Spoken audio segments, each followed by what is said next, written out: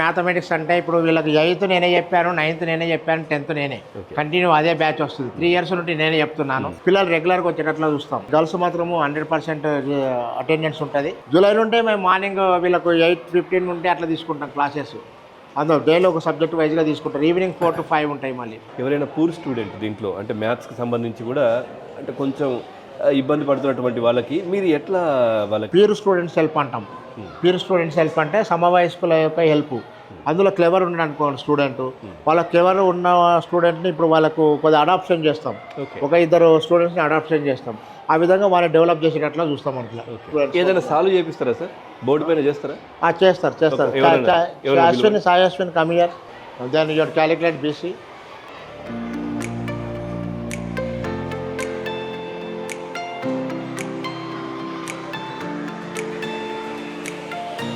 Right?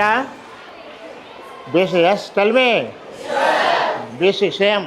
All the sides are equal. It is also root 34. BC also root 34. Remaining 4 sides will be equal. Right sir. నిజంగా అంటే ఎట్లా ఉంది sir pass percentage ఎట్లా ఉంది మ్యాథ్స్కి సంబంధించి? Pass percent అంటే మాకు గత 100% అండి. 100%. నా సబ్జెక్ట్ ఎప్పుడు 100%. ఓకే. 10 points ప్రతి క్లాస్లో 1 or 2 members వస్తాయి.